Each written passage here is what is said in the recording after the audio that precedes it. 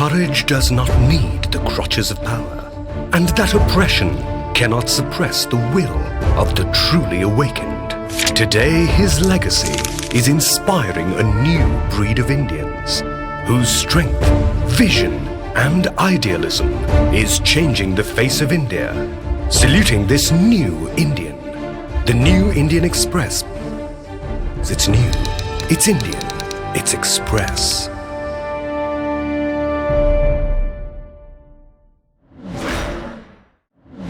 We're delighted to welcome you to the 14th Jaipur Literature Festival protected by Dettol. It's our pleasure to present Land, the Ownership of Everywhere, Simon Winchester in conversation with Raghu Karnad. This session is presented in partnership with Morning Standard and Sunday Standard. Humankind's connections with land has always been contentious and yet in many ways elemental and necessary. Celebrated author Simon Winchester's latest book, Land, the Ownership of Everywhere, explores this primal relationship, its benefits, foundations, and the fundamental question: can land ever truly be owned? Winchester is the best-selling author of the books such as The Surgeon of Crowthorne, The Perfectionists, How Precision Engineers Created the Modern World, and The Meaning of Everything, the story of the Oxford English Dictionary. Writer and journalist Raghu Karnad is the author of Farthest Field, an Indian story of the Second World War. In conversation with Karnad, Winchester examines the human impact on land and its central role in our existence. Simon Winchester is the acclaimed author of many books, including The Professor and the Madman, The Men Who United the States, Atlantic Pacific, The Man Who Loved China, A Crack in the Edge of the World, and Krakatoa, all of which were New York Times bestsellers and appeared on numerous best and notable lists. In 2006, Winchester was made an Officer of the Order of the British Empire by Her Majesty the Queen. His latest book is Land, How the Hunger for Ownership Shaped the Modern World. Raghu Karnad is a 2019 winner of Yale's Windham-Campbell Prize for Nonfiction and part of the founding team of The Wire. His book, Farthest Field, an Indian story of the Second World War, won a Sahitya Akademi Yuva Puraskar in 2016. Please do remember to comment by typing it in the comment section. Ladies and gentlemen, Land, the Ownership of Everywhere. Simon Winchester in conversation with Raghu Karnad.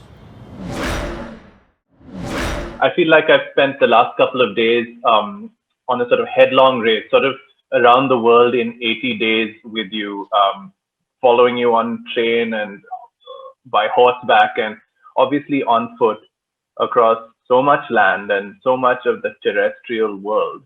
And we'll try to cover a good deal of that. But I want to start the conversation a little bit closer, closer at hand. I'm in New Delhi.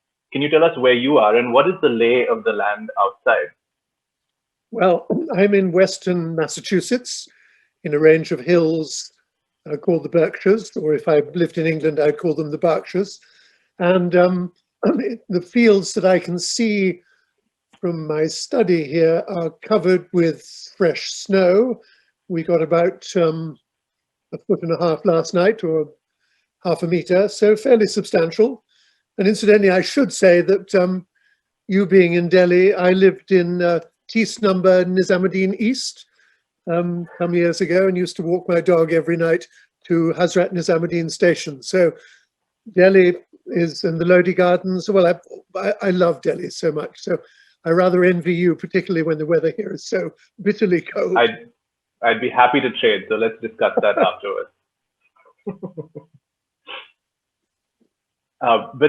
Now this is your home in the Berkshires, which is the place where you begin your book, and also, I believe, began your investigation and your curiosity about land, as you know, in some senses, one of the vastest of subjects, but it's something that you explore starting at your own doorstep and as a sort of very intimate investigation.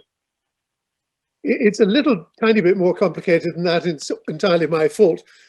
I used to live in Hong Kong, and I was there until 97 when the retrocession took place and China reverted to ownership, as it were, of Hong Kong.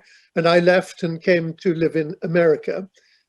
Could have been England, could have been America, but I decided on America. I'd been a correspondent here in the 70s and the 80s. So I bought a little cottage in a town called Wassaic, which is about 120 miles north of New York City, in Dutchess County, New York. And that had a couple of acres of garden, but it was surrounded by land on which a plumber called Caesar Luria, who lived in the Bronx in northern New York, would come up and hunt.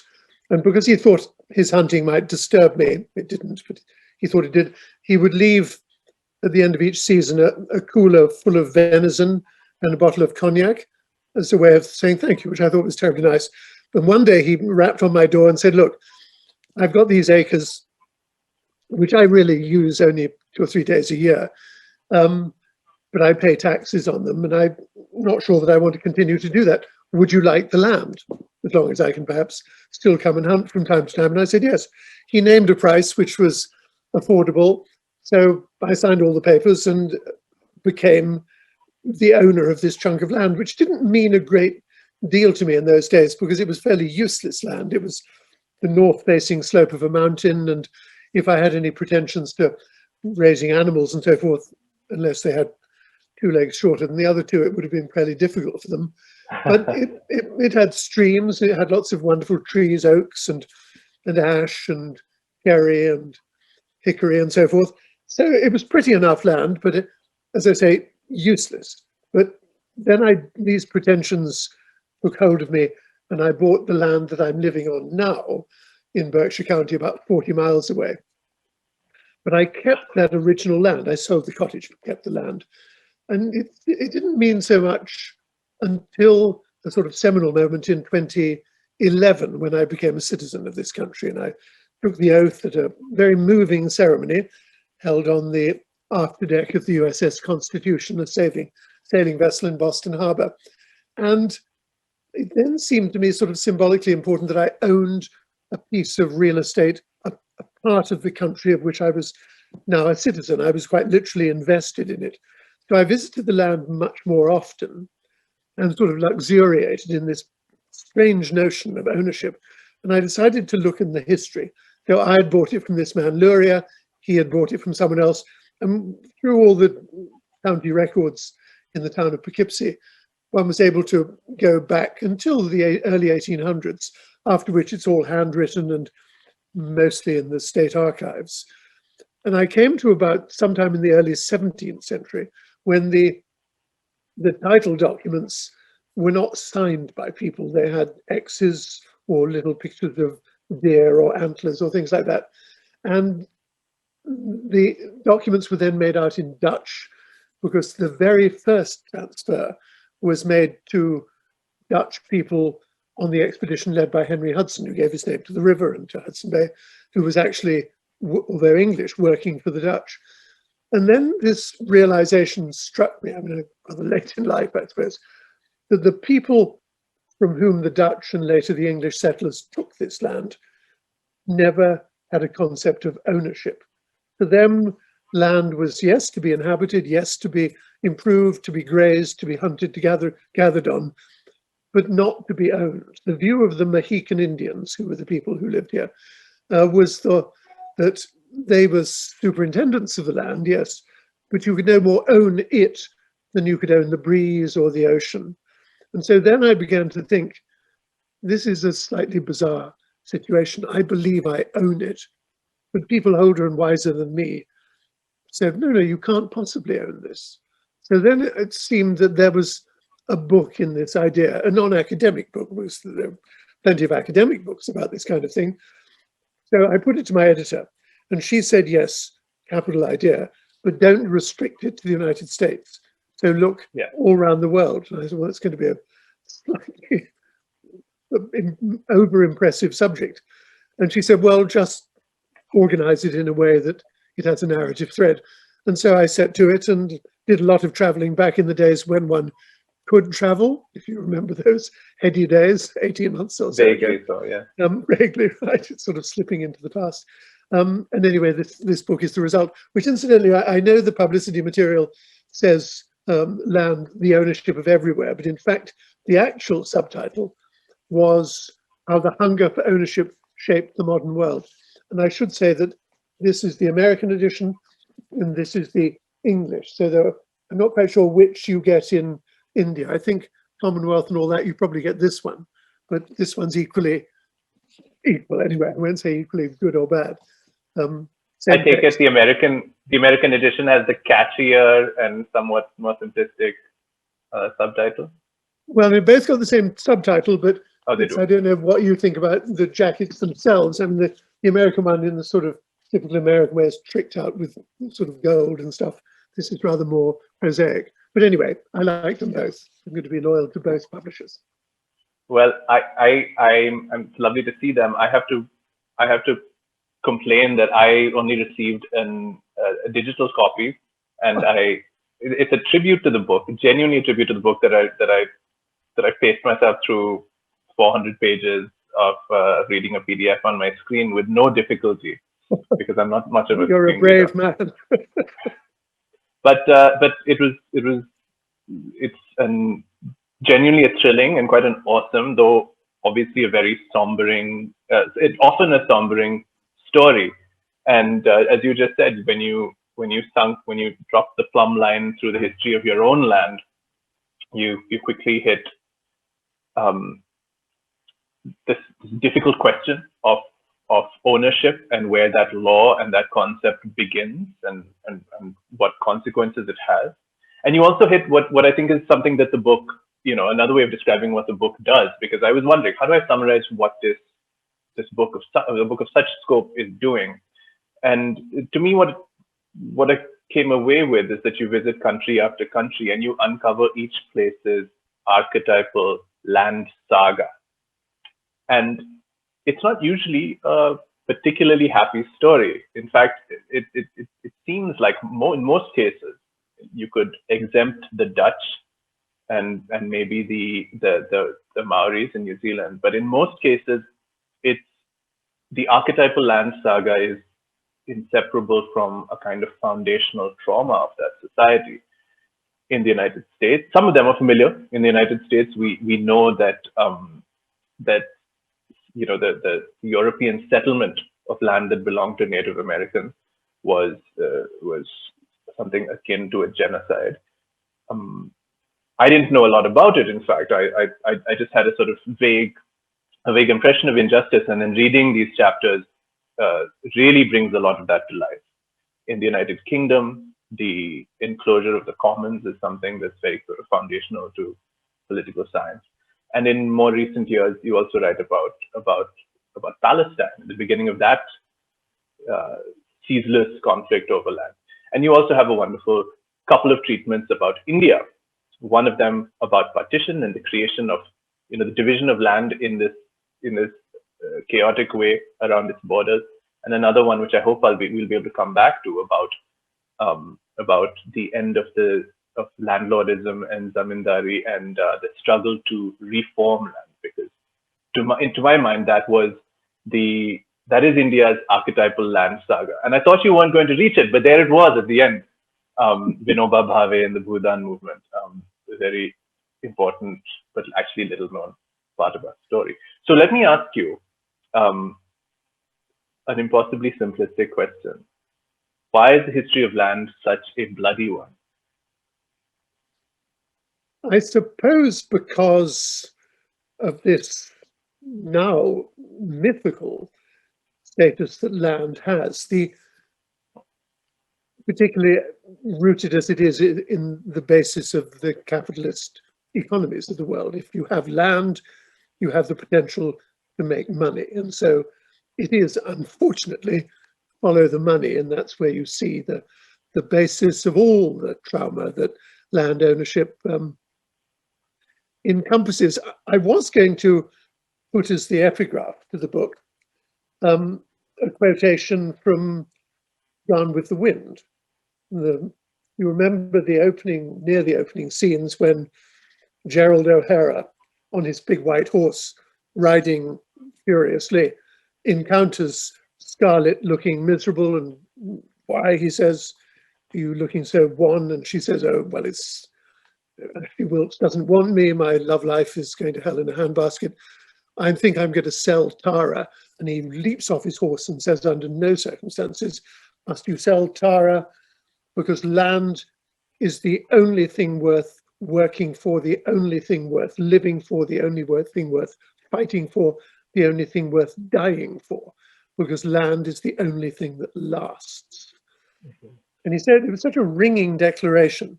I said, well, that must go into the book as the epigraph. And my editors, wiser people than me, said, no, no, no, in these days, you do not quote anything from Gone with the Wind. It's an absolute no-no. So mercifully, I found a quotation.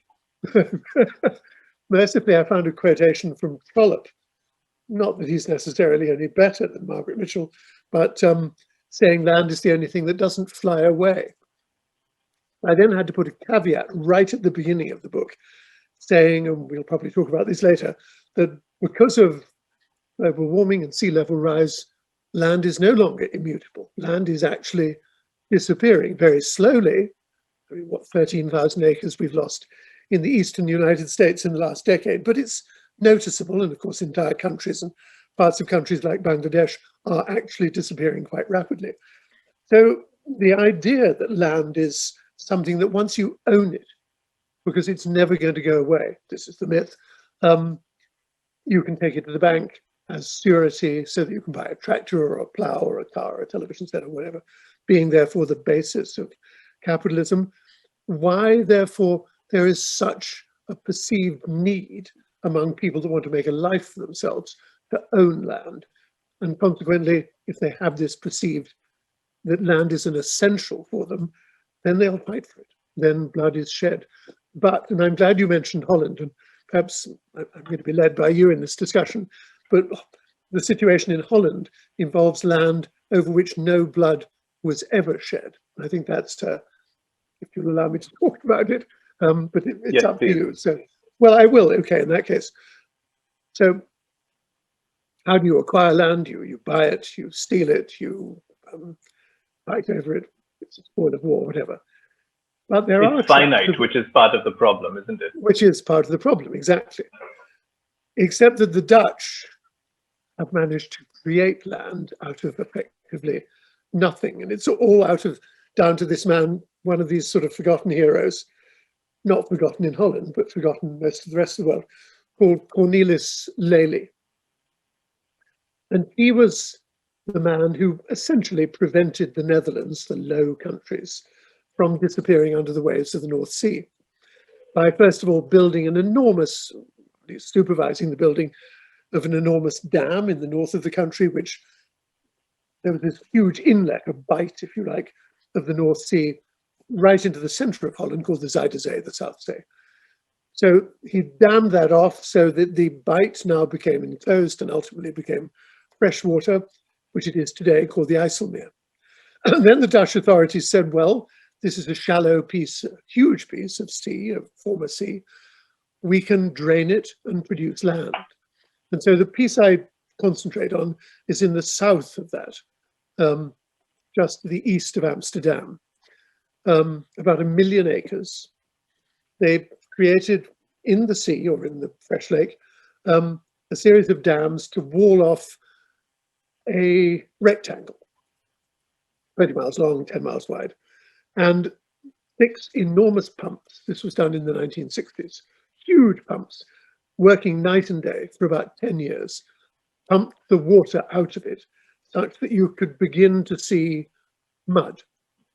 And then the mud was sufficiently drained that it began to dry and crack in the sun. Couldn't walk on it because you'd sink right in.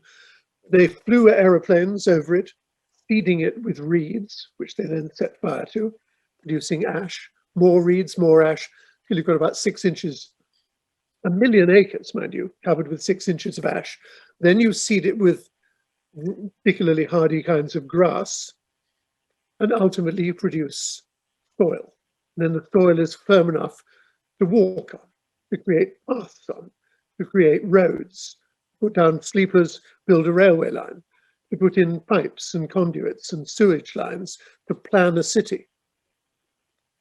That came to fruition in the early 1980s.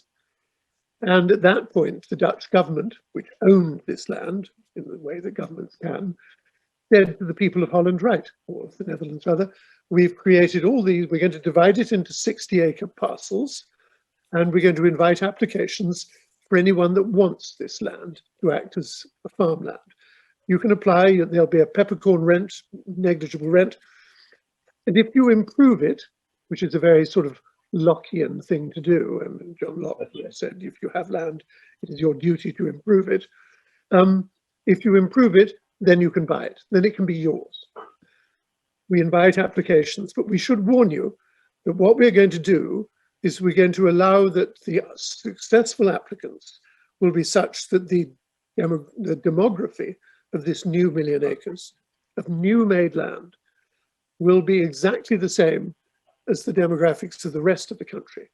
So the applications will be sorted and approved according to the ultimate goal being 30% of the population will be Catholic, 30% Protestant, 30% members of the Dutch Reformed Church, 10% other.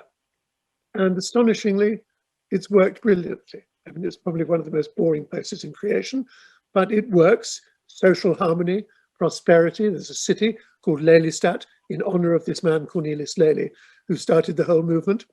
And not a drop of blood was shed in the creation of this land. The irony, of course, is, three-dot ellipsis here, is that sea level rise is happening, will probably overwhelm the dam that Lely built in the 1920s, will flood back into the IJsselmeer, will make it salty again, and submerge Flevoland, as this big tract of land is called, and submerge Lelystad, but not for a long time. At the moment, it is a great success. And as I say, no blood was shed in the making of this country. Well, like your chapter about the settlement of Oklahoma establishes, there is something to be said for a boring place, and a non-boring history is not usually one you'd wish on anybody. The remarkable thing about the story of this 1,000,000 acres is, of course, it's an incredible and technical and engineering feat. But as you just pointed out, the political accomplishment that followed it is also very special, and it departs from the kind of the raw capitalistic attitude that one increasingly sees of governing how land is distributed.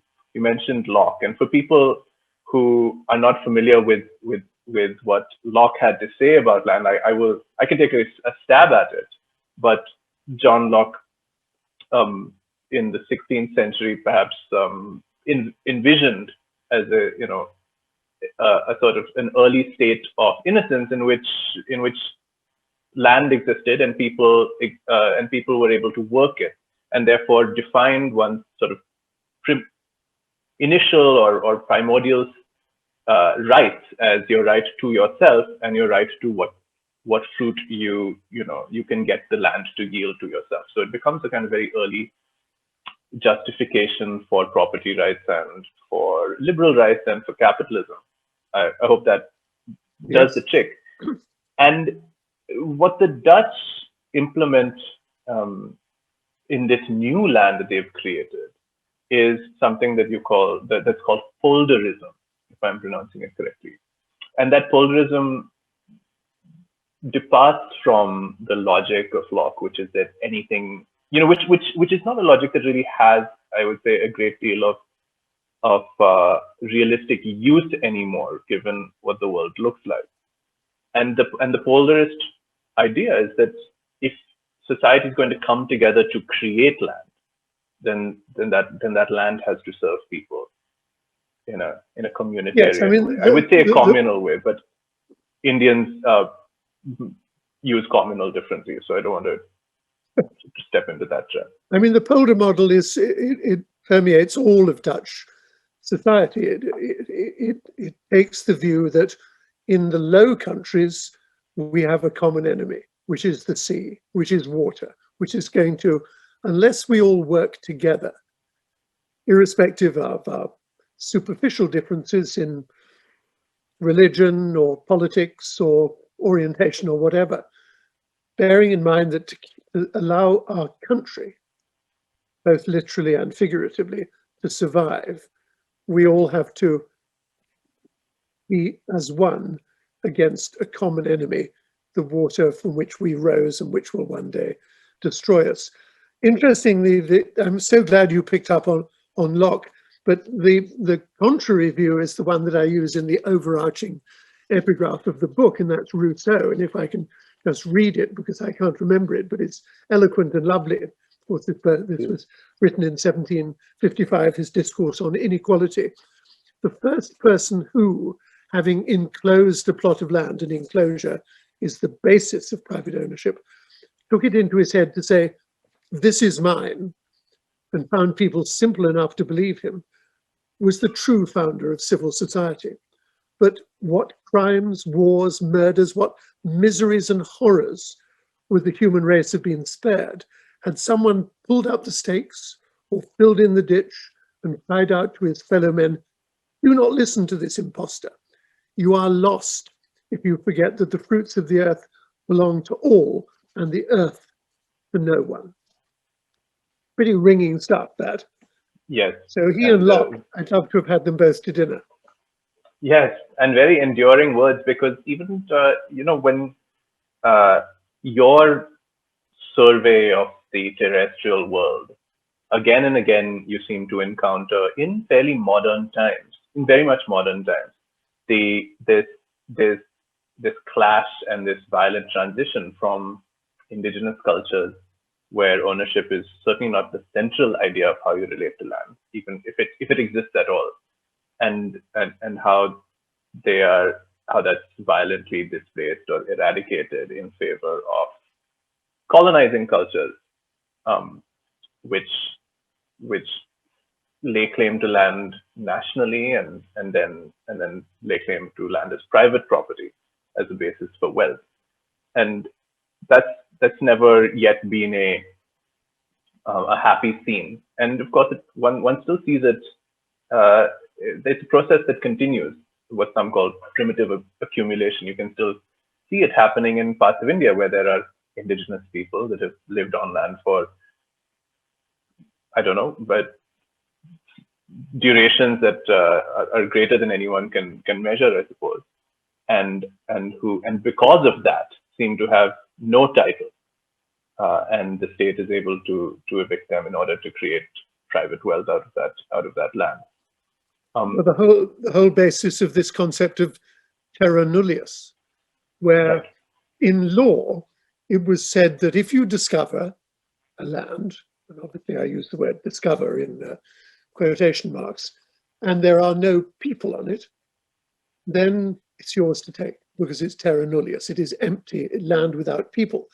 And the legal conceit which enables you to take land that is inhabited is to say, well, the people, the things, the entities, the living creatures that are inhabiting it are not really humans.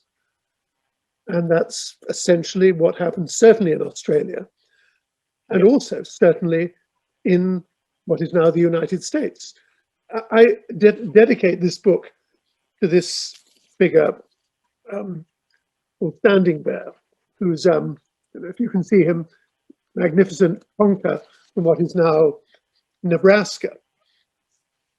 Highly accomplished, intelligent man who took his case to the Supreme Court in 1879, where he was declared to be a human being. Up to that point, Native Americans were not in law human beings. They were squirrels or groundhogs or whatever. And with that mindset, white men could come in and say, this is terra nullius, I'll take it. Oh, but the Indians would say, no, this is our land, or not ours, but we have the rights to be here. Well, we can take it, we can own it, because in law, you're not humans at all. Right. I mean, it's an extraordinary situation. But can I just point out what I think is a savage irony? The whole basis of land ownership, as I think you and I agree, is English. I mean, we're to blame for so much, so I accepted.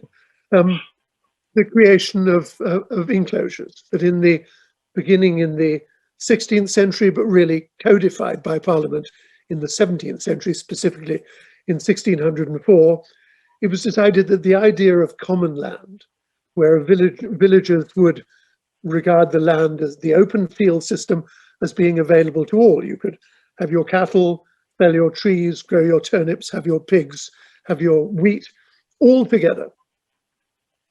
And no one owned anything. Then, as the population of England started to increase and the need for food became more urgent, the need for efficiency in agriculture became more pressing. So someone named, some forgotten someone, said, well, to farm this common land efficiently, we've got to divide it up. We've got to enclose little bits of it, give them over to private ownership. And he can graze his cattle, someone else can, because the cattle will trample the wheat and the pigs will eat the turnips. So separate, enclose things. And so Parliament would say, and it oddly enough did so first in a village called Radipole in Dorset, just outside the town Dorchester, where I went to boarding school. 1604, this land, which for centuries past has been held in common, is now going to be enclosed. 7 or 8 named people are going to own it. And the result is you'll have more food more regularly, more reliably. Anyone that objects, do so, but basically in 3 months, that's going to be the situation. So this resulted in a lot of people being dispossessed because they no longer had anywhere to graze their cattle or harvest their pigs or whatever. And so they left, many of them, with their tails between their legs and went off to the newly growing, the Industrial Revolution hadn't started, but it soon would, cities, Liverpool, Birmingham, Manchester, wherever, or cross the sea to go somewhere else who thinks maybe the situation will be better. And the irony is new world. that it was the dispossessed people that had in their minds the idea of ownership. They moved to the new world in Massachusetts and promptly set about dispossessing other people. So it's like bullies becoming, people that were bullied becoming bullies, people who were dispossessed, dispossessing others. And this cycle, well, it really, as you point out, with the indigenous people that remain in India today, can just as easily be dispossessed with not very much protection from the law. Right, and of course, it's fascinating to see how the racial ideology of initially declaring Native Americans to be non-human serves this transfer of land, and has come again and again everywhere that you visit, that your kind of lens travels over. Land just seems so fundamental to so many things that you don't expect. Obviously, to the history of race, and obviously to the history of capital and industrialization, and to ecological history as well, which I thought was wonderful. Now, I thought I thought that I would be very taken by the chapters about the United States. There's so much to re-educate oneself about when one thinks about American history and the West. But one of the chapters that I found most fascinating was about Australia, and I think that anyone who's listening will recall that last year began with these absolutely terrifying wildfires sweeping across Australia, which no one could contain, and all of the koalas and their baby koalas were, incinerated. Really a terrible situation.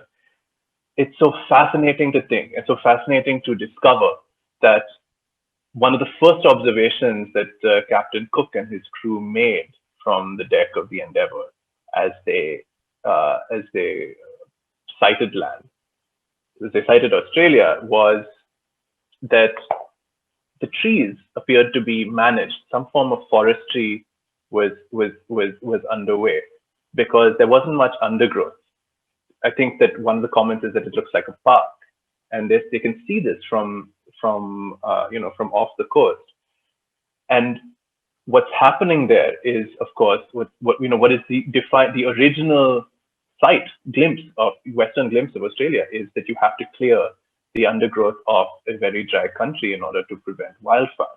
And that is Aboriginal in knowledge, and it's an Aboriginal intellectual legacy, which is lost with colonialism and hasn't been regained yet.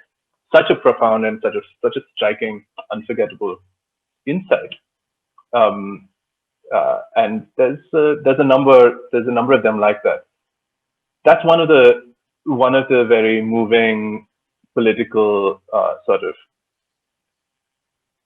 bugles that sort of sounds gently as you move through the book, which is that what's past is past, but we can't afford to lose that legacy, and there's still a lot to receive from it. The other is that we are in fact seemingly moving further and further towards an absurd situation of treating land as capital, which is a thing that I hadn't realized either. But your book makes it clear that the concentration of land in fewer and fewer private hands is actually continuing apace. We don't speak very much about land reform. It doesn't seem like a contemporary concern. It kind of feels like something that, belongs to Vinoba Bhave in the 1950s in India, but it's as relevant as ever. Is it something that you came on by surprise, that land is being concentrated like this? Well, no, because I remember back in, I think when I was a young journalist, in fact, I know very well indeed, working in Newcastle upon Tyne and being close, therefore, to the Scottish border, being very well aware of, in fact, I dated a girl who was a member of this group called the 784 Theatre Company in Scotland, based on named for the premise that 7% of the population owned 84% of the land in Scotland. And she was very much a political activist and got me steamed up about, I loved Scotland and I used to be a geologist and went there a great deal. The thought that so much of this land was owned by so very, very few people. They were gigantic landowners. There were enormous disparities in the ownership of land. And of course, this continues, as you say, apace. And you have these great big landowners, particularly here in the United States. Two biggest, Ted Turner of CNN and John Malone of another competing cable company. And these, my mind, rather unpleasant characters called the Wilkes brothers, who made a fortune in the fracking industry, and the Singapore Sovereign Wealth Fund bought their company for $4 billion, giving these young men, evangelical Christians both, I'm sure that's a fine thing, but great supporters of the former president of the United States, the wherewithal to go on a shopping spree to buy land. And unlike Ted Turner, unlike John Malone, who lets people still have access to their tracts of about 2 million acres each, the Wilkes brothers have bought about 750,000 in Idaho, Colorado, Wyoming, and rigorously prevent people going there for no particular reason other than we own it, we have the right to exclude people, and we're going to continue to exclude them. I want to ask you a question, if I can, Raghu. I came across Vinod Bhave, about whom I knew very little, and who seems to me to be thoroughly laudable in his aims and a wonderful, wonderful figure, and certainly inspires the small but growing number of people, particularly in the eastern United States, that believe in community land ownership, in other words, going back to the Native American model to an extent. But he was a pioneer. My question is, how well is he known in India today? Is he revered or is he forgotten? I don't think that the history of that period is in very good stead in any respect. But there is a Gandhian movement that survives in India today, and they do revere and study Vinoba Bhave, and he's linked and connected to all kinds of movements that are connected to the land, that have to do with finding better, healthier ways in which we can carry out agriculture and cultivation and live more sustainably on the earth. which is, of course, land. And it's well worth, in fact, so much of the freedom movement, of the inner politics of the freedom movement has to do with that movement, with feudalism and zamindari, and so much of the writing of the Constitution as well. We could talk for another hour about that, and about pretty much any single page of your book could unfold into an hour-long conversation. But well, may I just interrupt by saying we could spend at least an hour talking about the exclaves in Bengal, these extraordinary relics of the various treaties that were done with the Maharaja of Cooch Behar, where there are these exclaves within those, and exclaves 4 levels. A bit of India inside a bit of Bangladesh, inside a bit of India, inside Bangladesh. Complete madness. But anyway, I don't mean to interrupt. I just get very excited when I think of it. Unfortunately, land is finite and time is finite, and so we have to hand it over back to the Jaipur team. But thank you for this book. Thank you for the insights that I've come away with, and I hope those insights travel far. Thank you, Raghu, and Farthest Field, one of the great books I've read in recent years. Many congratulations. It's a great honor to speak to you. You too. Thank you, Simon, and thank you, Raghu, for an insightful conversation. We thank our celebration partner, Diageo. Thank you all for watching and being such a great audience. I hope all of you will stay logged on and watch and continue to watch the series of sessions that we have specially curated for you. He showed us that courage does not need the crutches of power, and that oppression cannot suppress the will of the truly awakened. Today, his legacy is inspiring a new breed of Indians whose strength, vision, and idealism is changing the face of India. Saluting this new Indian, the New Indian Express. It's new, it's Indian, it's Express.